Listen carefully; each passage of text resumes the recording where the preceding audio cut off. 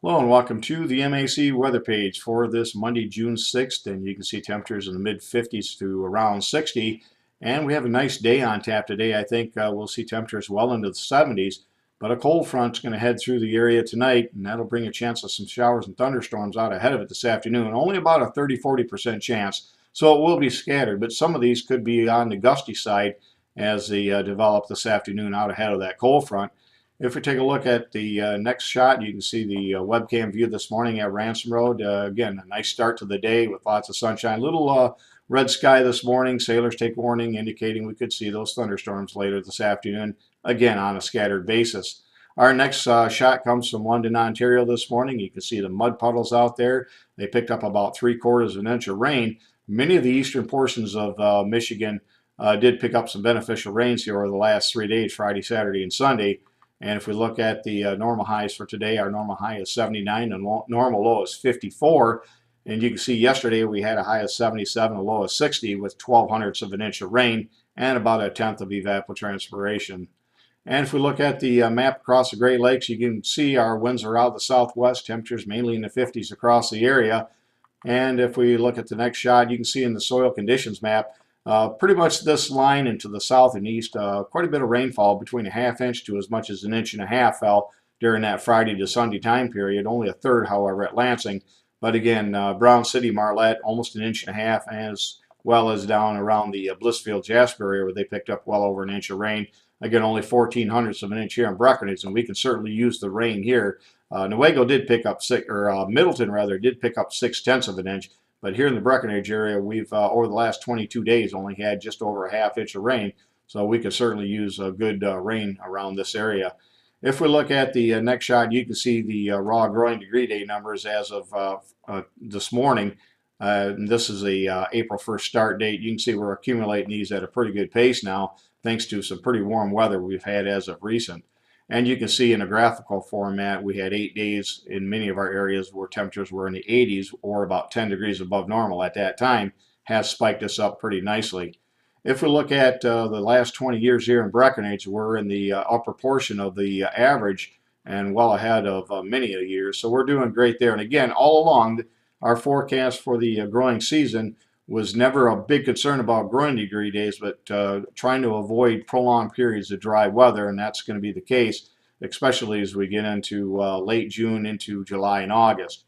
If we look at some of the individual locations, the one thing you'll notice as we go through these quite quickly, at the spike that we've had over the last 2 weeks is even though we were about 1 to 2.5 weeks behind the 50% plant date compared to last year, we've already in many cases getting pretty well caught up here in the last 10 days to 2 weeks.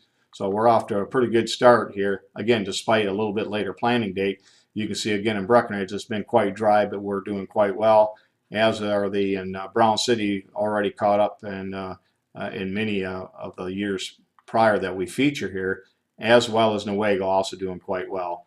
If we look at the weather map this morning, you can see low pressure off to our north with a cold front extending back, and that's going to touch off again those showers and thunderstorms this afternoon, again on a scattered basis.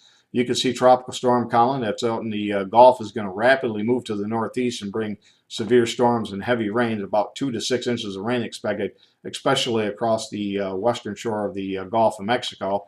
And if we look at the map by tomorrow, our cold front will be well off to the east, and already that tropical storm will weaken to a tropical depression as it reemerges out into the southeast Atlantic, and it'll zip off to the northeast away from the area. And you can see that on the weather map by Wednesday. The cold front that came through here is already well off the Atlantic, and again that tropical depression is long gone.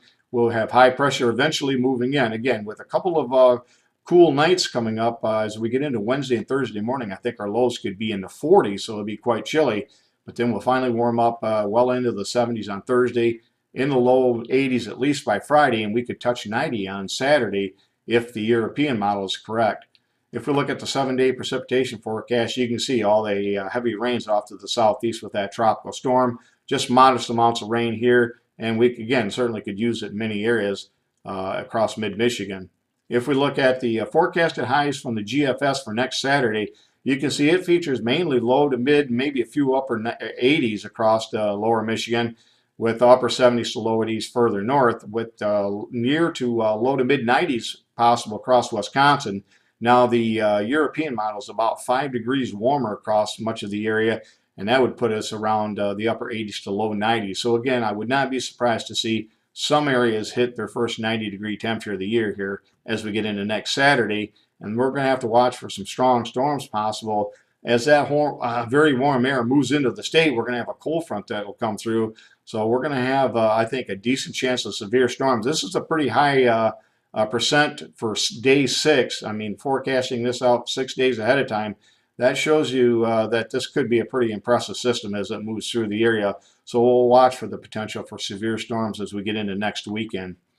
As far as temperatures over the next 6 to 10 days, you can see a little bit above normal overall. Again, we're going to swing back and forth a bit, but again, overall, we'll be a few degrees above normal here. And as far as precipitation, looks like we'll be near to a little bit above normal. And if we look at the 8 to 16 day outlooks, they'll be the same. We expect near to above normal temperatures and near to above normal precipitation. So pretty good growing conditions are in the forecast here over the next couple of weeks. Thanks for stopping by and have a great day, a great work week, and 73s to all.